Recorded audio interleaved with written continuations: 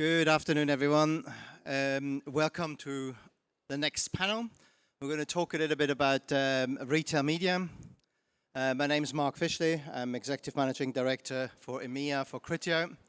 And I have a fantastic panel with me here today. I will let them introduce themselves. Elton, please. Thanks, Mark. Hi, I'm Elton Ollerhead, Director of ASOS Media Group, the fashion retailer.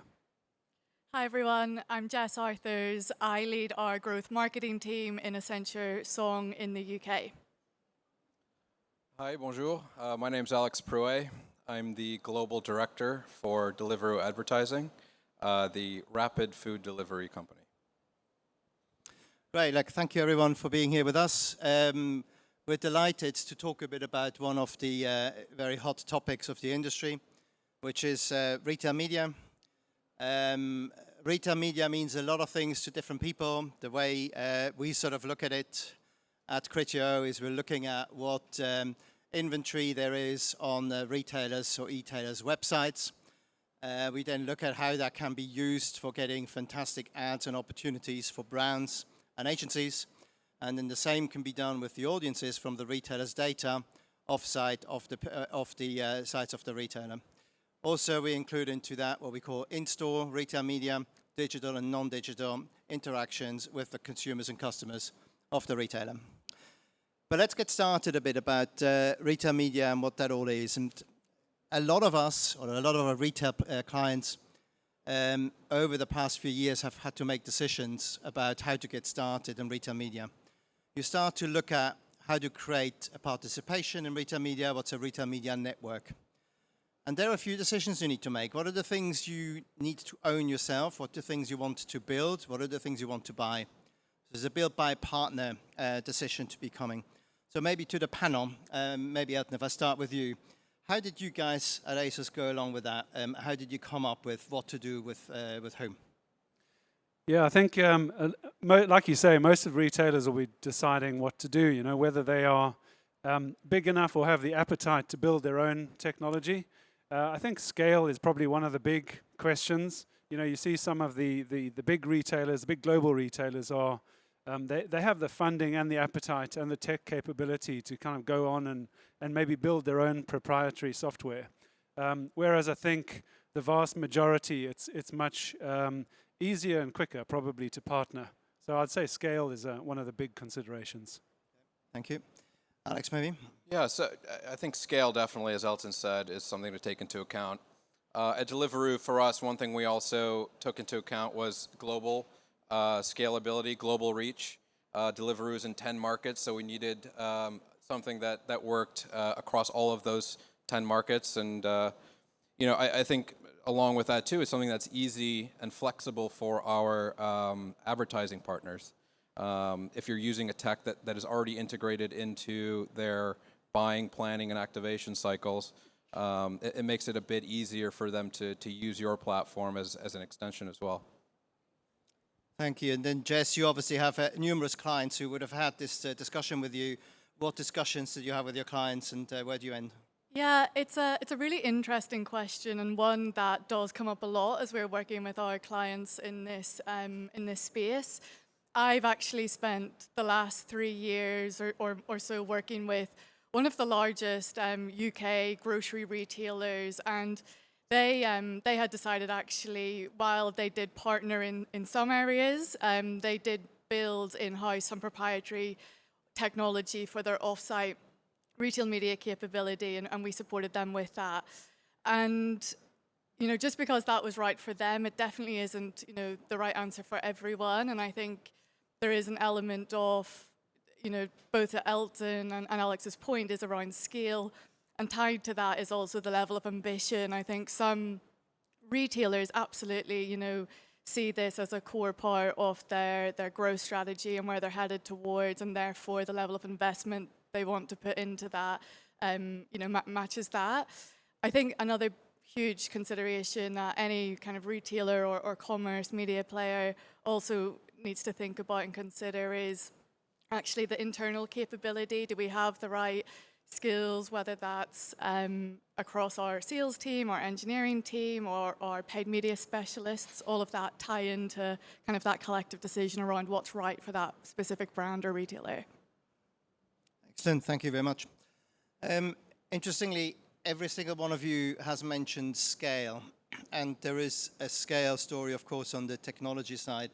There's also a scale question on the demand side for retail media. If we look around the globe, we have markets like the United States, for example, who tend to be further along on that scalability journey versus us in Europe, be that in France or in Germany or in the UK. Why do you think that is? And maybe I'll start with Jess on that, because you have a bit of an overview internationally on this too, I guess, right? Yeah, of course. And look, undoubtedly, the US has sort of led the way in this space. When we look at Amazon, your Kroger's, Walmart's, for example. And I think just within EMEA and across Europe, there have been a few other challenges that retailers have maybe had to navigate. So there's a lot more fragmentation, so smaller to mid-sized retailers. There's more diversity in culture and even language barriers. Potentially, particularly more so in grocery retail, if we look at the maturity of e-commerce and the loyalty programs, might not be quite as to where, what the US sees. And then finally, of course, we have we're kind of more regulated around data and privacy as well. But I think that said, Mark, the IAB is forecasting, I think, retail media across Europe to reach 25 billion euros by 2026. So it's quite significant, actually. And what we've achieved in the last number of years, I think, there's really positive things to continue to come across EMEA as well. Well, thank you, Jess. So Elton, how do you at ASOS think about scalability? Yeah, even before giving the ASOS perspective, I think having worked at a couple of other retailers with kind of multi-territory footprints, and looking at the growth of the US businesses versus European businesses, I think it also comes down to the maturity and appetite of the brands themselves, the advertisers. What are they? What appetite do they have to invest in retail media? Going back 5 or 10 years, the appetite was fairly low. The sophistication and understanding of retail media was quite low. So even if you had a fairly advanced US operation, your EU operation was probably lagging somewhat. So I think there's been an education journey as well in terms of the brands who are actually investing, even if they are global brands who might be spending a lot in the US. It took a bit of time to catch up in EMEA. From an ASOS perspective, I mean, we're probably being a kind of a listed business, but a mid-sized business, not a behemoth. Retail media was probably one of the things that wasn't first on the list. So I think when we're talking about implementation of ad tech, some retailers, normally the bigger ones, are like, okay, this is a big thing. There's a lot of value that can be added to customers, to brands, and of course the bottom line. And they will then have the appetite to go ahead and either build or partner and really put a focus on growing that business, and have probably done so for a while. But the kind of mid-sized retailers to small retailers, everyone's getting involved now, but it's taken a bit of time to permeate through. And of course, we all have to sell this into the leadership of the retailers as well, who are not focused on advertising. And that's one of the big challenges. Indeed, and I guess all of us have had experiences around that. Alex, at Deliveroo in a relatively new sector, right, and then also going into retail media from a probably different starting point, how do you guys think about this scalability journey? Well, so I think what sets Deliveroo apart is obviously we're a Q-commerce, which is a sub-segment of retail media, which is in itself in its nascency phase. And we are a marketplace, which is also, has some other complexities and challenges that we have to deal with. For instance, an ever-changing product catalog. Retailers from 10 different markets that are of all sizes and complexities in terms of enterprise and independent.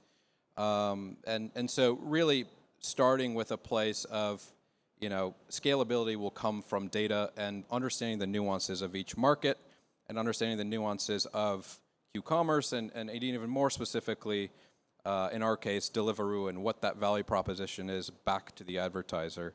And I do look at the scale differences between, say, the US in terms of just the number of monthly active users of a Walmart or a Kroger or a large retailer like that. And I think one advantage that we do have in EMEA and some of the other markets that are outside of the US is that we've had to be precise. We've had to use marketing precision because of regulation, but also because we have a smaller customer set in some cases, and we want to reach them with the most relevant audiences. And I think in some ways that has been advantageous to us, and that we've been able to think about personalization, relevancy, and some other sort of attributes that are a value proposition unique to retail media in EMEA. One example of that is how Deliveroo is hyper-local. So what that means is, for the advertising part of our business, you will only see an ad for a product that you can purchase through a retailer in your delivery zone, in your very, very short geo space and proximity. So we've been able to use other data signals outside of just sheer reach in order to create a really relevant and really personalized experience for the user. Thank you, Alex. Maybe one or 2 points from a CRITEO point of view on the scalability. We see it as one of the big subjects of this year and going into next year as well. The market has, in our view, is coming to a good knowledge of what the different channels are and the different propositions are starting to be, and now making sure that we actually get the return on investment on the stuff we already do is going to be really important. With that, one of the other subjects, I guess, of this year, and Elton, you've mentioned the advertisers here play a big role on this, is what does retail media actually enable? And there's been a lot of discussion about full funnel. For an industry that's come from the bottom of the funnel, it's now trying to move upwards on the funnel. And then you, in your earlier presentation, had a lot of examples on creative, on stuff that really is top of the funnel. How did you guys think about that, and what's that journey that you have with your advertisers? Yeah, and ASOS is probably the kind of reverse of how most retailers start their retail media businesses, because largely you see sponsored ads and display ads and retargeting and the kind of low funnel capturing of demand. But that was something that we've had to work really hard at implementing and partnering with CRITEO to do so. But ASOS has been focused on fashion for a long time. Our business is all about fashion, and it's very much about emotion, it's about trend, and it's very visual. So we've kind of been a creative solutions retail media business first and foremost, which is very unusual. And then it's a kind of playing the catch up for the lower funnel ad tech and capability. Yeah, thank you. Alex, what's your view? Also, I think one of the big learnings that we had this year in Deliveroo advertising was how valuable our proposition was for non-endemic partners, so partners and advertisers that don't have products that are sold on the platform.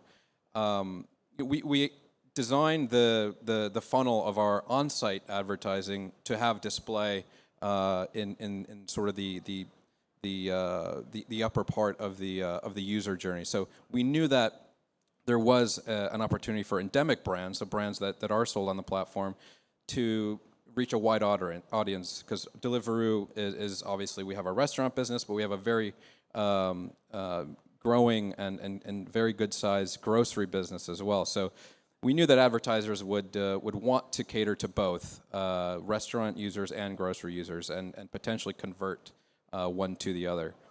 What we didn't anticipate, I think, was how the non-endemic partners wanted to partner with Deliveroo in terms of reach and scale and really develop and create an occasion around food. So in the UK, for instance, we worked with ITV, the streaming channel, to create an occasion really around providing an opportunity to showcase a creative to a user after they've purchased an order, be it a grocery order or a restaurant order, and effectively the tagline was, "That's food sorted. what are you going to watch on ITV? And so what's interesting is we've seen a lot more partnerships that take advantage of that occasion, that moment, around food, but really around sort of getting together and enjoying food and another product that is symbiotic, or that you know can sort of can go along with the food occasion.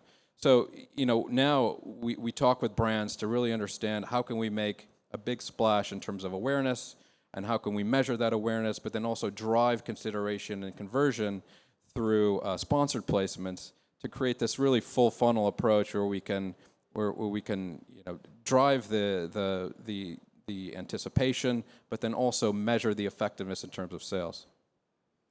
Thank you, Alex. It's really interesting to see how us, I guess, as retail media marketers start to think about the funnel. Jess, your remit is broader than just retail media. You obviously talk about all of the digital media opportunities with your clients. How do you start to have these discussions with your clients on full funnel?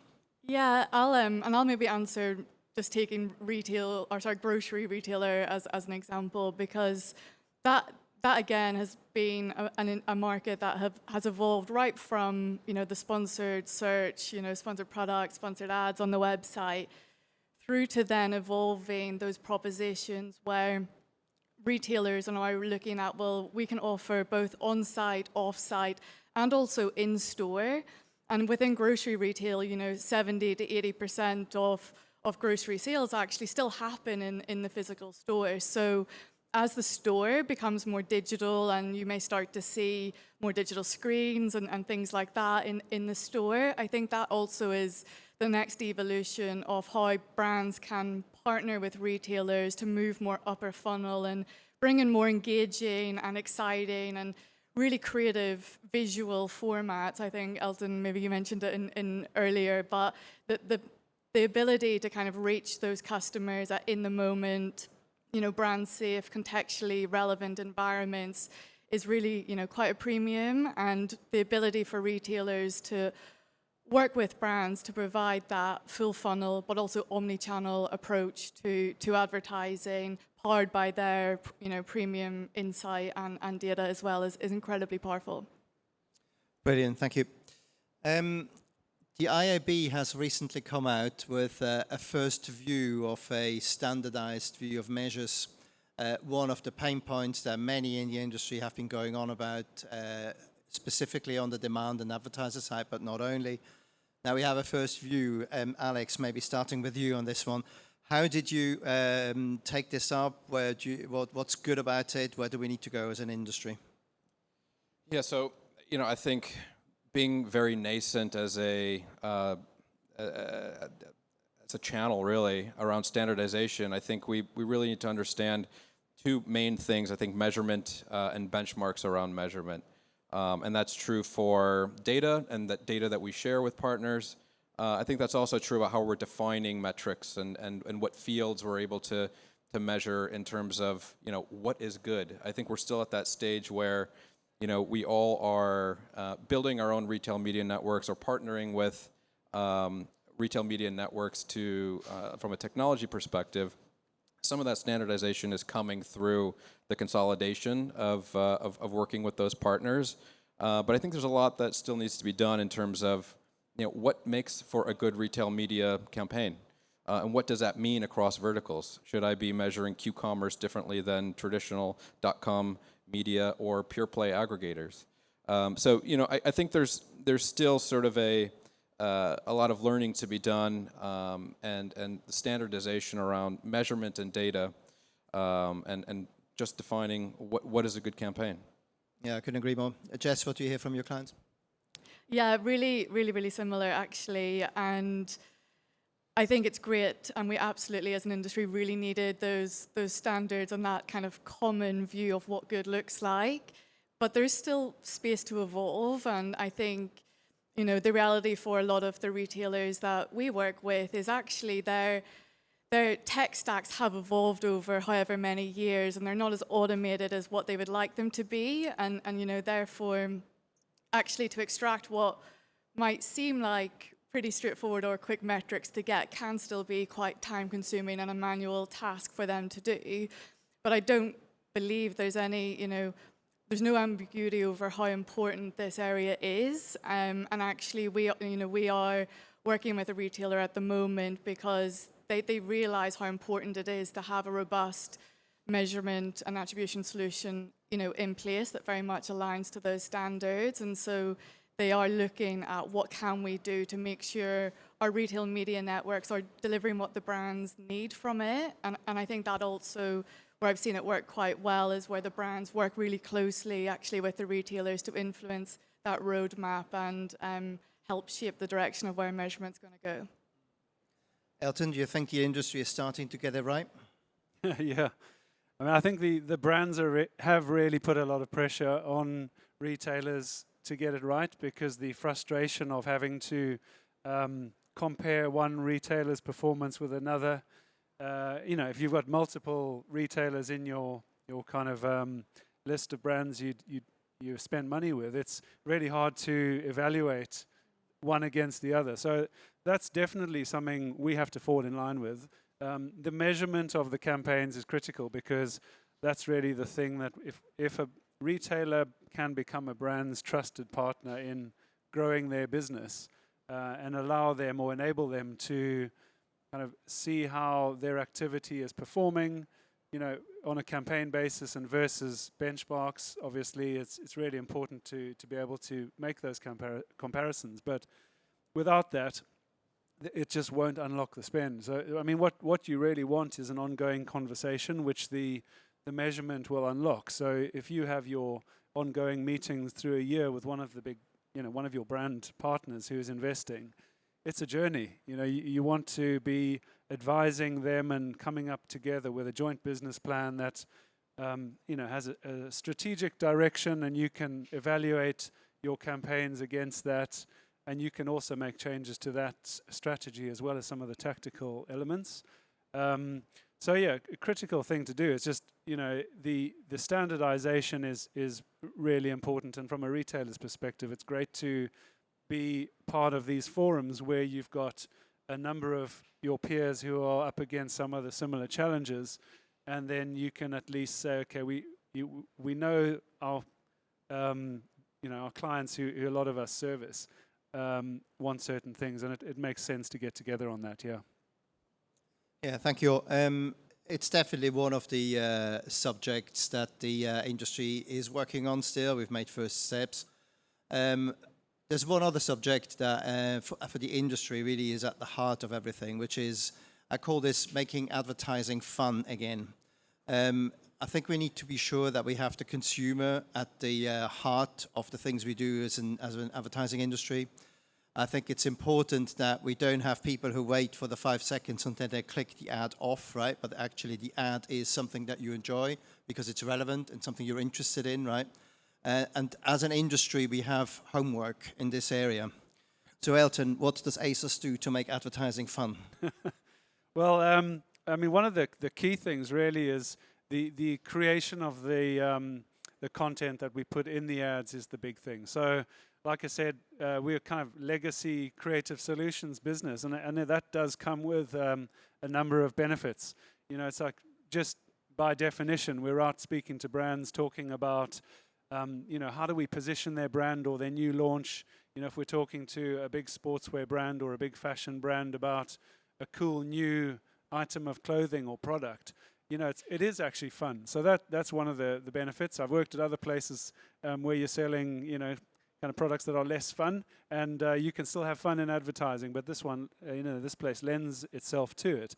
But also, one of the kind of jobs that we do is, apart from personalization and relevant advertising to the relevant audiences, it's very much, you work with brands to understand what are they trying to do. So, for instance, sometimes brands get hot and sometimes they cool off. And in our game, it's all about fashion and trend.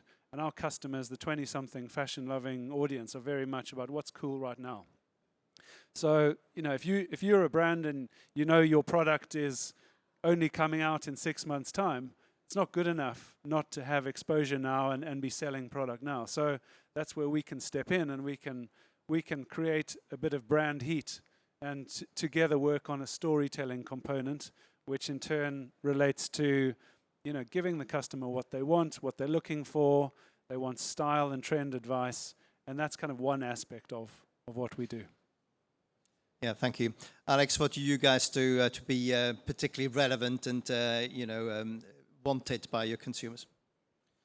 Well, we've taken a very consumer-first approach in building the ad functionality for retail. I mean, when it comes to our on-site display activity, it's very Deliveroo branded, so it's very native. It feels like it's a part of the app and the user journey.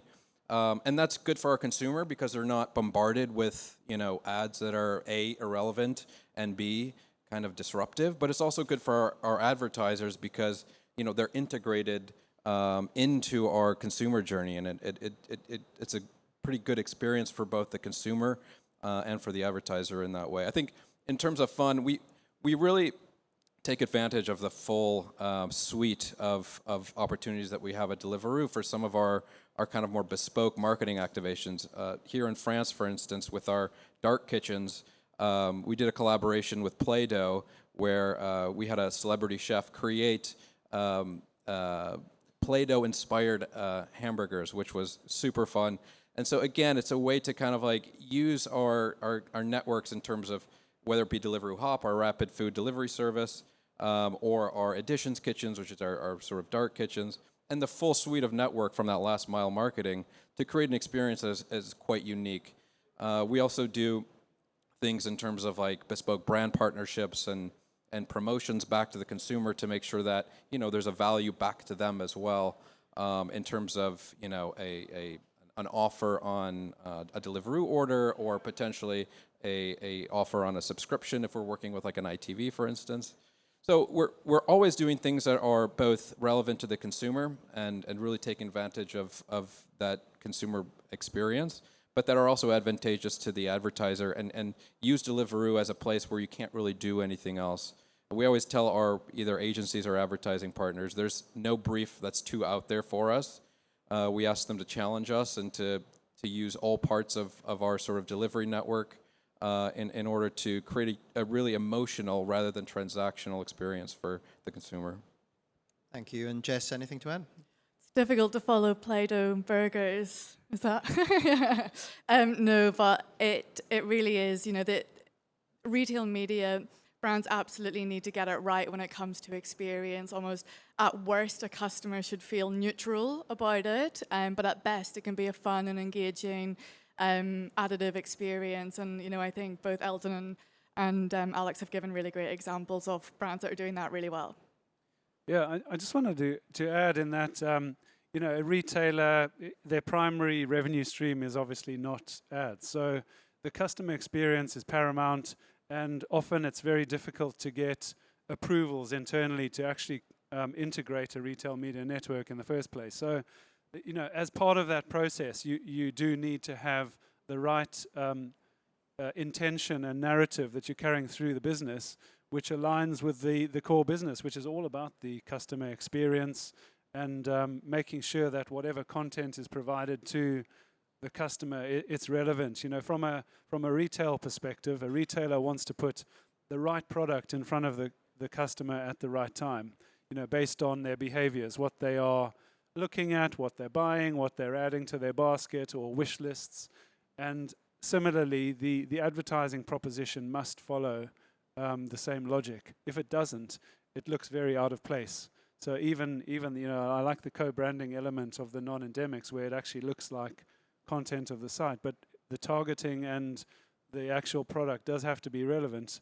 Otherwise, you find yourself in that position that you want to skip the ads, like you were saying earlier. I couldn't agree more. Time's advanced. I have one last question for you. It may be a bit early to talk about 2024 because we still have the big holiday season in front of us, but thinking anyway a little bit about 2024, what is one thing that each one of you is looking forward to for 2024 or a watch out? Maybe Jess to start.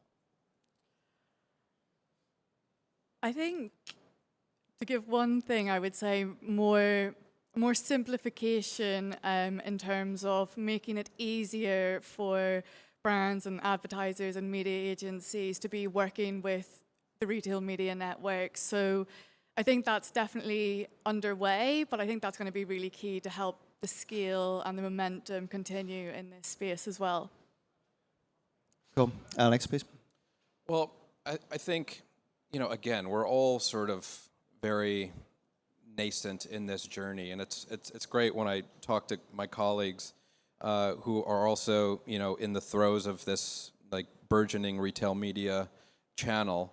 We're all going through somewhat of the same sort of either challenges or issues, and we learn from each other. And I think what I'm most excited about next year is that collective knowledge gain, and the maturity of the industry, and also the maturity of our partners, of our advertising partners and our agency partners.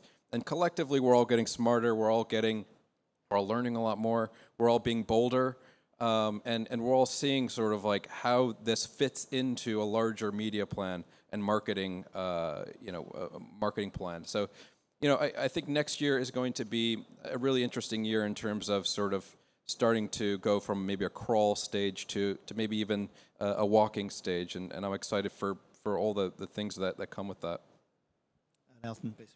Yeah, I think a couple of components from my point of view. We'll continue on knitting a collection of different ad products together so that from a brand's perspective, if they run a campaign across a suite of different ad products with ASOS, they're able to really see how that worked across the portfolio in a kind of single post-campaign analysis. And at the center of that is really the kind of first-party customer database. So for me, I think it's exploring the data collaboration providers out there, working with some companies, and let's work how we can really target our customers in a meaningful way, even better than we do today, and pull that all together for our brands. Well, thank you. That's it from us. I hope you enjoyed our quick round the globe with retail media and where we're going, what we're doing in 2023 and beyond. I think Europe is ready for scale, so we're looking forward in 2024 to move forward with that, with all of you and all of our partners.